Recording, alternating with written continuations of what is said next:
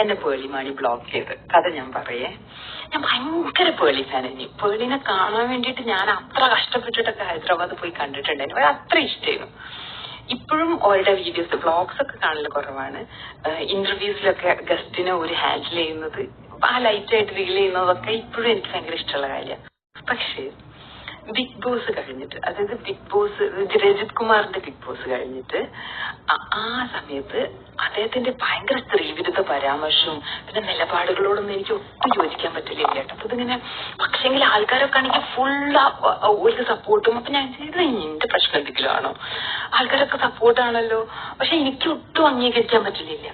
അങ്ങനെ അത് കഴിഞ്ഞിട്ട് ഈ രജിത് കുമാർ ഇറങ്ങി വന്ന് ജയിച്ചൊക്കെ കഴിഞ്ഞ് പേളി അവർക്ക് ഭയങ്കര അനുകൂലമായി ഭയങ്കര സെറ്റപ്പ് ആക്കി ഭയങ്കര പോസ്റ്റ് ഒക്കെ ഇട്ടപ്പോ എനിക്ക് ഞാൻ അങ്ങനെ അയ്യോ എന്താ ഇത് ഇങ്ങനെയെന്ന് വിചാരിച്ച് ഞാൻ പേളിക്ക് മെസ്സേജ് അയച്ചാൽ ഏറ്റവും പ്രിവിലേജ്ഡ് ആയിട്ടുള്ള വസ്ത്രത്തിലാണെങ്കിലും എല്ലാ സ്വാതന്ത്ര്യത്തിലാണെങ്കിലും ഭയങ്കര പ്രിവിലേജ്ഡ് ആയിട്ടുള്ള ഒരാളാണല്ലോ.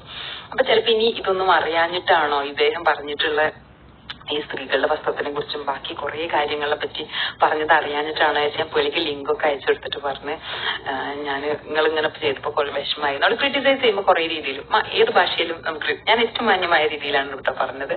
ഭയങ്കര ഇടങ്ങേറായി നിങ്ങളിങ്ങനെ ഇത് ചെയ്തപ്പം അദ്ദേഹം ഇത്രയൊക്കെ കാര്യങ്ങളാണ് ചെയ്തിട്ടുള്ളത് പറഞ്ഞിട്ടുള്ളത് എന്നൊക്കെ പറഞ്ഞപ്പോ പേളി എന്നെ ബ്ലോക്ക് ചെയ്തു. അപ്പം ഞാനിങ്ങനെ അപ്പന്റെ വിഗ്രഹം ഉണ്ടല്ലോ കുറച്ചൊന്നും അങ്ങോട്ട് ഉടഞ്ഞിട്ട് പിന്നെ ഞാൻ വിചാരിച്ചു എന്റെ എക്സ്പീരിയൻസ് ആയിരിക്കും, കാരണം എല്ലാവർക്കും അങ്ങനെ ഒന്നും അല്ലല്ലോ. പിന്നെ ഞാനത് വിട്ടു. Still I watch Har videos and all. ഞാനങ്ങനെ വലിയത് അങ്ങോട്ട് വിട്ടിട്ടു. പിന്നെ അത് കഴിഞ്ഞ് ഇപ്പൊ ഞാനത് പറയാനുള്ള കാര്യം, ഫോളോ ചെയ്യുന്ന ഒരു 5.7 മില്യന്റെ അടുത്തുള്ള ആൾക്കാർക്കും ഏകദേശം ഈ ഒരു ഫീല് എനിക്ക് അന്ന് കിട്ടിയ ഒരു ഫീൽ ഇപ്പൊ കൊടുത്തത് കണ്ടപ്പോ വീണ്ടും ഇടങ്ങേറായി. ഇപ്പൊ ഡൽഹിയിലുള്ള വിദ്യാർത്ഥികൾ സമരം ചെയ്യുന്നത് എന്റെ മക്കൾക്കോ നമുക്കിനി വരാൻ പോകുന്ന തലമുറക്കൊക്കെ വേണ്ടിയും കൊണ്ടാണ്. അതിന് അവരങ്ങേയറ്റം ക്രൂരതകളാണ് നേരിട്ട് കൊടുക്കുന്നത്. ലാത്തി ചാർജും എന്തൊക്കെയാണ് നമ്മൾ സ്ഥിരം വീഡിയോയിൽ കാണുന്നത്. ഭയങ്കര ഹൃദയം പൊട്ടുന്ന ഓരോ കാഴ്ച. നമ്മൾ പറയുമല്ലോ നമ്മൾ കഷ്ടപ്പെടുന്ന സമയത്ത് നമ്മളെ കൂടെ ആരൊക്കെ നിൽക്കുക എന്നുള്ളത് മനസ്സിലാവും എന്നുള്ളത്. ഏകദേശം ഇപ്പൊ നമ്മൾ സ്ഥിരം വീഡിയോ കാണുന്ന ആൾക്കാർക്ക് നമ്മൾ ഓരോരുത്തരും ആ മാനസിക പ്രയാസത്തിലാണ് നിൽക്കുന്നത്.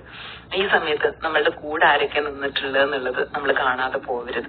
നമ്മൾ ഭയങ്കര സംഭവമാക്കുന്ന ഒരുപാട് സെലിബ്രിറ്റികളുടെ തനി സ്വഭാവം മനസ്സിലാവുന്ന സമയമാണ്.